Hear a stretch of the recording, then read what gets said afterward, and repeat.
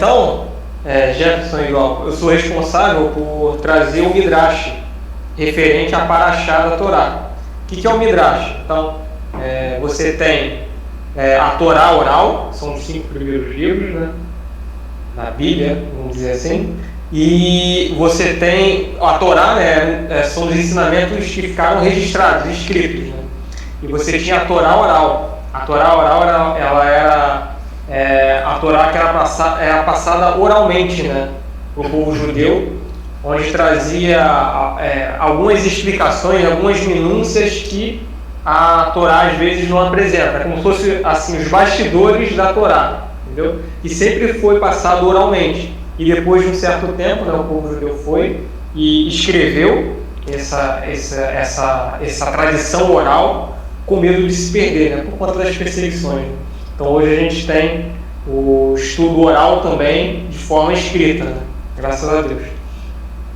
Então, o Midrash dessa semana ela é referente à Parashá dessa semana, que é a Parashá Tetzaveh, ok? E a Parashá ela começa da seguinte forma: ela começa falando que, especificamente nessa Parashá, você não tem a nomeação do nome de Moisés. Por que você não tem a nomeação do nome de Moisés? Porque nessa Parashá você tem um dos acontecimentos que é o pecado do bezerro de ouro. Então, quando acontece o pecado do bezerro de ouro, o que ocorre, né? O Criador fala para Moisés que ele vai destruir o povo de Israel, vai destruir o povo judeu, e Moisés fala o seguinte para o Criador, né? Se não perdoares esse pecado, imploro que apague o meu nome do teu livro. Então, Moisés, né, ele se colocou na frente de um decreto do Criador. Então ele quis proteger o povo de Israel, o povo judeu. Então ele falou o seguinte: bom, se você quiser acabar com o povo judeu e quiser fazer uma nova descendência através de mim, eu não aceito. Então eu quero que você também me apague desse livro. E daí o Criador, óbvio que aceita, né, a objeção de Moisés. Ele estava usando de benevolência, mostrando amor com o povo.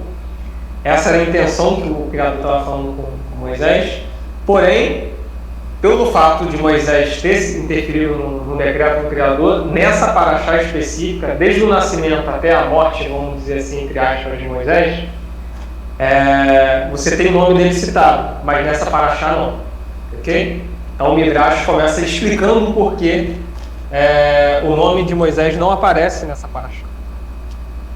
E essa Parashá, ela vai tratar, assim, a maioria dela, vamos falar assim, 90% dessa Parashá vai falar sobre as vestimentas do sacerdote. Okay?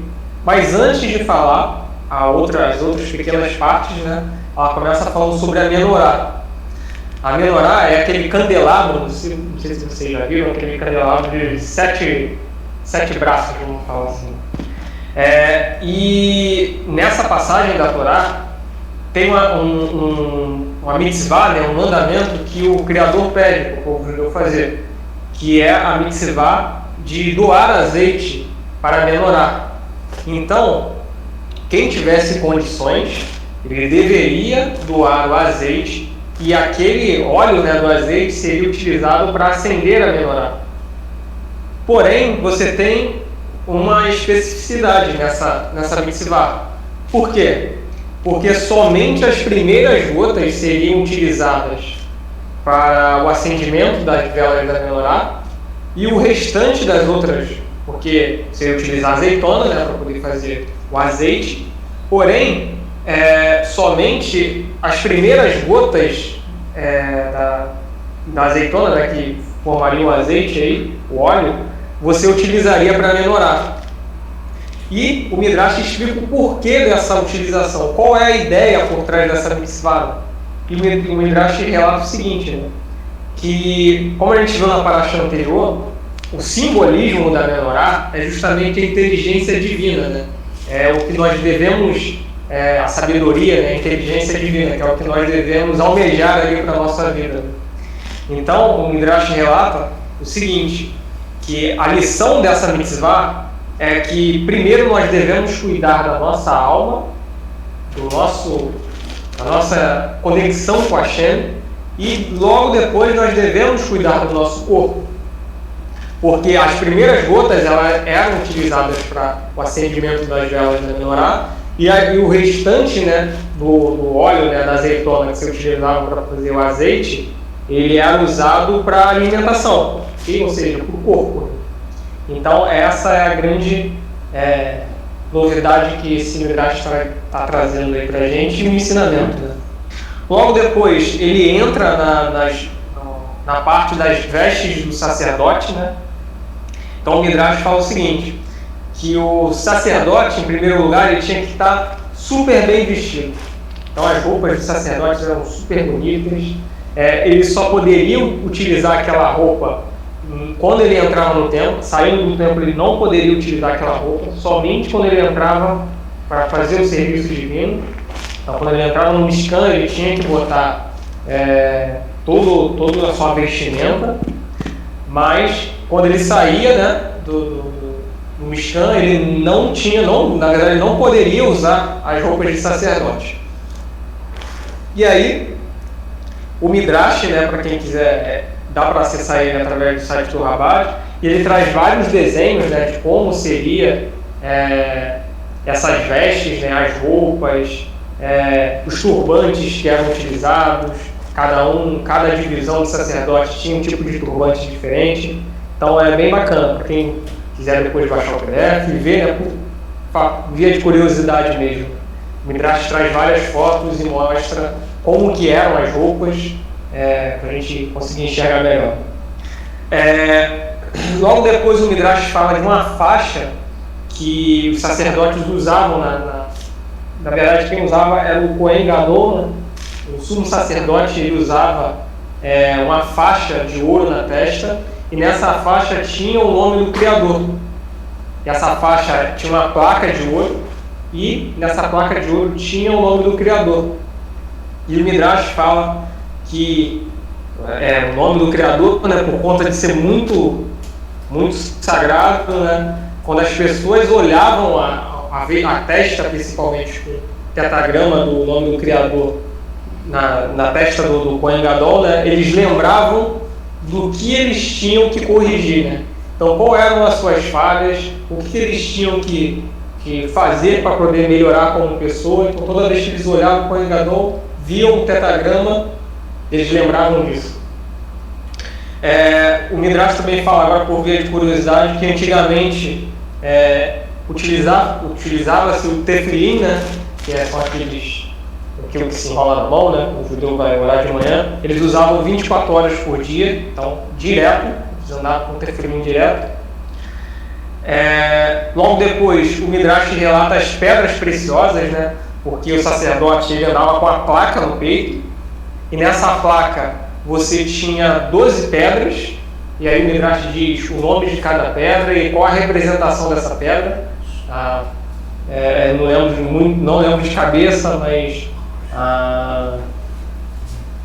não lembro aqui de cabeça, se não me engano. Dan é Ônix, a tribo de Dan, tem outra tribo que é Safira, a tribo de Gad, se não me engano, a tribo de Zebulun, se não me engano, é Diamante, e assim por diante.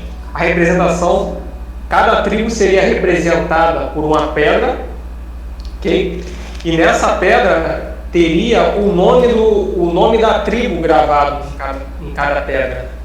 E essas pedras elas eram gravadas com um inseto, porque um inseto chamado Shamir, né, que de acordo com o Midrash esse inseto não existe mais, né, assim como o azul celeste, né, que era para ser utilizado no tzitzit, né, que não existe mais aquele peixe onde eles retiravam o azul celeste, né. Assim como não existe mais esse Shamir, eles utilizavam esse inseto, e eles, através de riscando esse inseto na pedra, eles conseguiam talhar, né, o nome da tribo em cada pedra, né? Mas aí fica a pergunta, poxa, por que eles usavam um inseto e não usavam, sei lá, uma faca, algum objeto pontiagudo para poder marcar a pedra preciosa? E nos Midrashs anteriores a gente já viu que o Criador falou o seguinte, né? Eu não quero nenhum instrumento de morte sendo utilizado no meu santuário. Então, assim como o Mishkan, tudo mais, não havia não havia ferro, porque o ferro era utilizado para construir armas, né? E nem bronze. O Criador proibiu, né, a utilização de qualquer material que era utilizado para as guerras, na confecção ou na construção do templo. Okay? Então, o templo, bem dizer, ele era madeira, ele era feito de cedro. Logo depois, ainda falando dessa placa que os sacerdotes utilizavam, né? Dentro dessa placa você tinha o nome do Criador, você tinha um pergaminho com o nome do Criador, que era o Urim e Tumim. Então, no peitoral, tinha o sacerdote, quando eles queriam consultar o Criador, você tinha as pedras, e quando você tem o nome de todas as tribos, você tem todas as letras do alfabeto hebraico. Então, se você juntar todos os nomes de todas as tribos em hebraico, você tem todas as letras do alfabeto hebraico. Então, quando às vezes o sacerdote queria se comunicar com o Criador, às vezes o sacerdote conseguia ver as letras brilharem através da conexão dele com a Hashem, né? Então ele via as letras brilharem e daí, através formando as letras, né, ele conseguia formar as palavras e saber o que o Criador estava querendo, através dessas gravuras que tinha em cada pedra, né? Que era justamente o Urim e o Vetumim, né? Que eram essas pedras que eles consultavam para querer saber alguma coisa. Criador, eu quero saber disso, daquilo, se eu estou agindo de forma honesta com o povo, e daí eles consultavam. Mas não era uma consulta muito fácil, né? Porque o sacerdote tinha que ter uma conexão grande com a Hashem. Não era só olhar ali, eu acho que está brilhando aqui, não. O sacerdote tinha que ter uma conexão grande com a Hashem, e ele conseguia ver as letras brilharem e assim trazer a mensagem do Criador. E aí, ele também fala de outros materiais, traz muitas fotos, né, como já disse anteriormente, esse Midrash. E, fechando essa parte de sacerdote, né, de sacerdócio, né, tem uma história muito legal que o Midrash fala o seguinte. O Midrash fala que certa vez um homem, né, ele estava andando, e ele olhou uma academia, né, uma escola judaica, ele achou realmente muito bonito, né, ele viu, no caso, o professor, né, ele estava mostrando como que era a veste do sumo sacerdote, e ele viu, nossa, isso é muito bonito, caraca, poxa, eu quero me tornar um sumo sacerdote. E aí, ele achou muito lindo e tal, e foi conversando com os judeus ali, e foi perguntar, quem são os sábios aqui? Aí eles falaram, olha, tem uma academia aqui, famosa, que é a Academia do Shammai. E daí esse homem, né, ele chegou na Academia do Shammai e falou assim, olha só, seguinte, seu Shammai, eu quero ser um sacerdote. Quero saber como faz. E daí o Shammai fica irado, né, com esse homem, e ele expulsa esse homem da academia, e o homem sai sem entender nada. Ué, por quê? Só queria ser um sacerdote. Tá. E daí ele vai em outra escola, que é a escola do Hillel, e quando ele chega na escola do Hillel, ele vai falar com o Hillel, né? Ele fala, tudo bem? Eu queria me tornar um sumo sacerdote. E o Hillel fala o seguinte para ele, olha só, existem uns textos aqui, eu quero que você leia esses textos, e depois que você lê esses textos, você volta e conversa comigo. E daí o homem começou a estudar, que o objetivo dele era ser o sumo sacerdote, e daí ele viu um dos mandamentos de Hashem, também que está nessa paraxá, é que ninguém pode ser sacerdote a não ser que seja um Cohen ou um levita. Então, se ele não for um Cohen ou um levita, ele não pode ser o sumo sacerdote. Okay? E daí o homem vê aquilo, né, e vai e reclama, né, com o Shammai, né, ele vai na academia do Shammai e reclama do Shammai e fala o seguinte, poxa, por que você me agrediu? Por que você falou aquelas palavras rudes para mim? E logo depois ele vai no Hillel, né, e quando ele chega no Hillel, ele abraça o Hillel, ele agradece, E através desses estudos que o Hillel deu para ele, só através dos estudos, ele se apaixona pelo judaísmo e ele se converte ao judaísmo e tem, o Midrash fala que ele tem uma linhagem, né? A linhagem dele acabou por gerar uma linhagem de vários sábios, né? Dentro do judaísmo, né? Então aí a gente vê mais uma vez o que a gente falou nessa paraxá do poder da palavra, né? Então o Hillel apenas com palavras doces, né? Eu vou te dar esses textos e você estuda se você quer virar o sumo sacerdote. E através de palavras doces, né, o Hillel conseguiu fazer esse homem do judaísmo. E, o mais importante, né, a partir dele você teve vários sábios que ajudaram várias pessoas, graças a Deus. E por último, para fechar essa paraxá, como eu falei, é uma paraxá curta, né, tinha falado anteriormente, e esse é um resumo, né, um resumo do Midrash que eu faço. E a última parte que o Midrash relata, né, é justamente o altar do incenso. Então, dentro do Mishkan, dentro do templo, você tinha 2 altares. Então, primeiro você tinha um altar inferior. Nesse altar inferior você tinha o sacrifício dos animais. E você tinha um altar superior. O altar superior era um altar onde você não poderia sacrificar nenhum animal, você só deveria fazer algo, sacrificar incensos. Você deveria acender incensos a Hashem. E daí o Midrash relata que por que esse altar ele era um altar superior? Porque esse altar ele era um altar onde as pessoas só poderiam sacrificar, né? Só poderiam oferecer esse incenso se fosse de bom grado.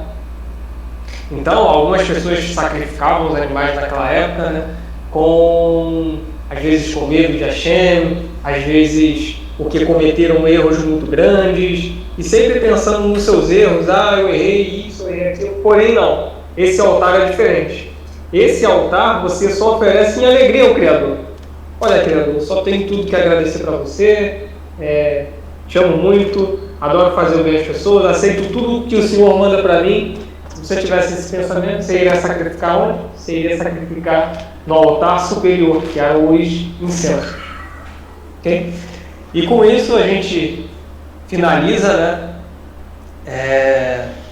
Finaliza essa paraxá. E agora eu vou trazer minha conclusão, minha ideia dessa paraxá, né? Para o Jefferson e para o Glauco, às vezes a gente gosta de cada um dar a sua opinião um pouquinho sobre a paraxá, né? Quem conseguiu ler antes melhor, quem não conseguiu com o resuminho que eu trago, né? E a minha conclusão, né, que eu trago sobre essa paraxá, né, que eu achei, né, que eu aprendi com ela, foi o seguinte. Primeiro que ela fala sobre os sacerdotes, né? E a minha conclusão é baseada em um dos objetivos do Moré, ou de um rabino, ou do sacerdote da época, né? Que é justamente fazer as pessoas unir, né, o corpo e a alma, né? Apesar da paraxá falar das vestimentas, eu quis trazer aqui na minha conclusão, né, que eu aprendi, que foi justamente o dever, né, o trabalho de um sacerdote, né? Que na minha opinião é a união do corpo e da alma, né? Porque às vezes você vê aquela pessoa, né, que se entrega muito aos desejos da vida, né? Gosta muito de, sei lá, de sair, balada, disso, daquilo, não tem nada de errado nisso, mas ele se dedica muito a sua vida somente aos seus prazeres. Então ele acaba por se tornar uma pessoa mais egoísta. E essa pessoa, cedo ou tarde, até a psicologia explica isso, ele vai sentir um vazio na vida dele. Porque ele vai começar a se preencher de coisas materiais, de coisas fúteis, e daí ele vai ter um sentimento de vazio. E a alma, né? Eu acho que a alma é justamente aquela vozinha que traz esse sentimento de vazio para você mudar um pouco. Porque até no exemplo, né, que o Moré gosta de trazer bastante, né? Às vezes a gente pensa muito na parte física, na nossa parte física, né? Sei lá, se a gente perder nossos 5 sentidos, imagina, você sem os 5 sentidos, você morreu? Você deixou de ser você? Não. Quem você ainda tem? Você tem a sua consciência. Você tem a sua alma.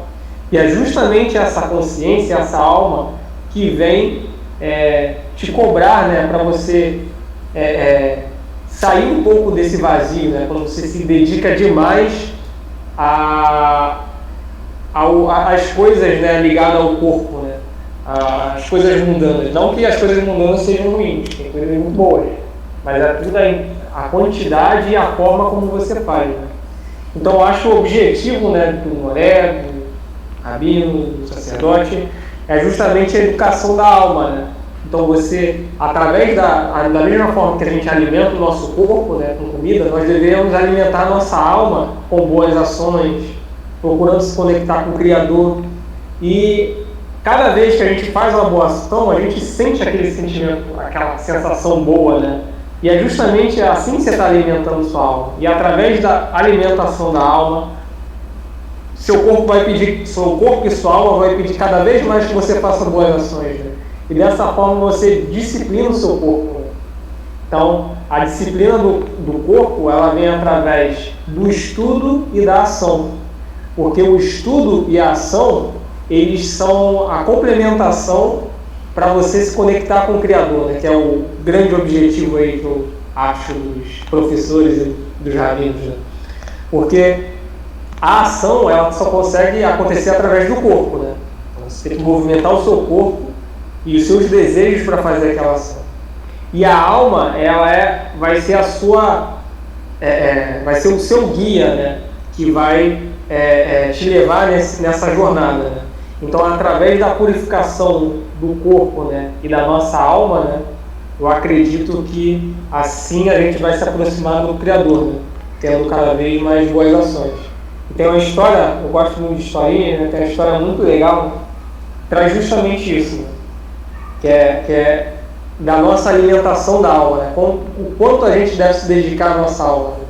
E a história fala que certa vez, né, um homem, né, ele estava se sentindo muito vazio, né? E ele queria conversar com o sábio, né? Então, queria conversar com o sábio, e daí as pessoas da cidade falaram, olha, bem para lá do vilarejo, num lugar distante, fora da cidade, tem um grande mestre, um grande rabino, que ele vai conseguir te ajudar. E o homem vivia uma angústia danada, e daí ele foi conversar com o Criador, com o rabino. E daí, quando ele chega para conversar com o rabino tem uma casa, né, bem simples, bem humilde, bem pequena, e ele chega assim e fala, olha, eu queria conversar com um grande sábio da cidade. Aí, pois não, então você quer conversar comigo, né? Várias pessoas vêm me consultar. Aí ele olhou e falou, poxa, você, um grande sábio, várias pessoas falam de você, você tem grandes alunos, eu conversei com vários alunos seus, pessoas inteligentes, sabe? Por que você vive aqui nessa casa que não tem nada, só você, um monte de mato? E daí o rabino falou o seguinte, posso fazer a pergunta? Ele, pode. Você trabalha de quê? Eu sou um comerciante muito bem sucedido, eu vivo em um palácio, né, muito grande. Eu tenho uma condição muito boa, eu vivo num palácio, tenho bastante dinheiro. E duas vezes ao ano eu vou numa cidade, aqui longe, compro várias coisas e revendo para os outros comerciantes da cidade, e assim estou vivo, né? E daí, a rabino falou, interessante, então você mora no palácio. Aí o rabino falou, e quando você vai para essa cidade, você fica onde? Então, quando eu vou para essa cidade, eu fico numa estalagem. É uma estalagem pequena, mas simples, que consegue me acomodar, que consegue me dar tudo que eu preciso, enquanto eu estou lá fazendo o meu trabalho. Aí o sábio falou o seguinte, bom, imagina que uma pessoa chega na estalagem e pensa que a estalagem é a sua casa. Essa pessoa iria falar para você, nossa, como que um grande comerciante está vivendo dentro de uma estalagem tão pequena, tão simples? Você é uma pessoa muito rica, você tem muito dinheiro, por que você está vivendo numa estalagem tão pequena?